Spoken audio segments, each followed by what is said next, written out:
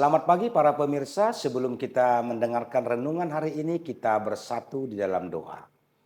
Damai sejahtera yang daripada Allah Bapa yang melampaui dari segala akal dan pikiranmu, kiranya beserta dengan saudara-saudara sekalian. Amin. Pemirsa, renungan kita hari ini Senin 27 Oktober 2025 tertulis dalam kitab Injil Matius pasal 7 ayat 21, demikian bunyinya dalam bahasa Batak.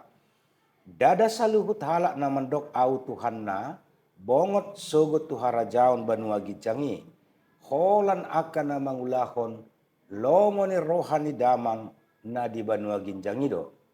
Bukan setiap orang yang berseru kepadaku, Tuhan, Tuhan, akan masuk ke dalam kerajaan sorga, melainkan dia yang melakukan kehendak Bapakku yang di sorga.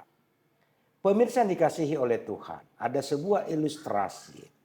Di sebuah gereja kecil, ada dua orang yang sangat aktif melayani. Yang pertama bernama Andi, rajin memimpin pujian, hafal banyak tentang ayat-ayat, dan suaranya lantang berkata, "Puji Tuhan." Setiap kali berbicara, orang-orang mengaguminya. Yang kedua bernama Rudi, tidak terlalu menonjol. Ia jarang bicara di depan, tapi selalu siap membantu. Diam-diam dia membersihkan gereja setelah ibadah selesai, menolong jemaat yang kesulitan tanpa diminta, dan selalu berdoa dengan rendah hati. Suatu hari, pendeta mereka berkata dalam khotbahnya, Allah tidak mencari orang yang pandai berbicara tentang dia, tapi orang yang sungguh-sungguh melakukan kehendaknya. Pemirsa, kata-kata itu sepertinya menampar Andi. Ia sadar selama ini ia lebih sibuk menunjukkan iman, bukan menjalankan iman. Sementara Rudi tanpa banyak kata sudah hidup sesuai dengan kehendak Tuhan. Pemirsa, Yesus mengingatkan bahwa iman sejati tidak diukur dari seberapa sering kita menyebut nama Tuhan, tetapi dari ketaatan kita terhadap firman-Nya. Seruan Tuhan, Tuhan tanpa ketaatan hanyalah formalitas rohani. Yang dikehendaki Tuhan adalah hati yang mau tunduk dan hidup sesuai dengan kehendak-Nya, dalam kasih, kejujuran, dan pelayanan yang tulus.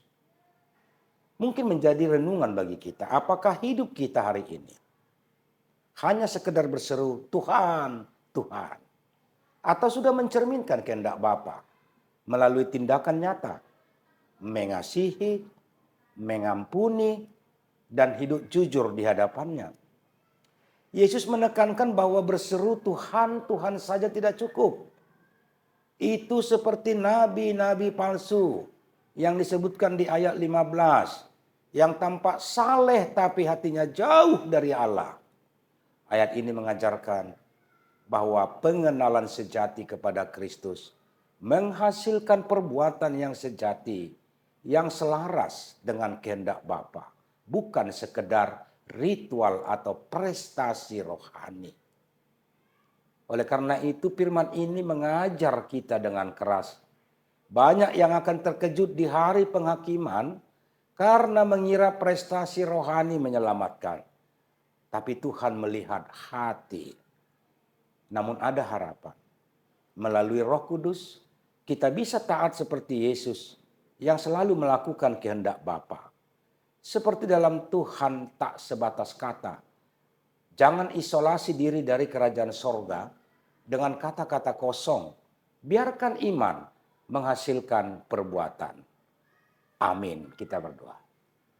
Tuhan Yesus, ampuni kami jika iman kami hanya kata-kata. Ajari kami melakukan kehendak Bapamu di sorga melalui hidup sehari-hari. Kuatkan kami di masa kini yang penuh tantangan.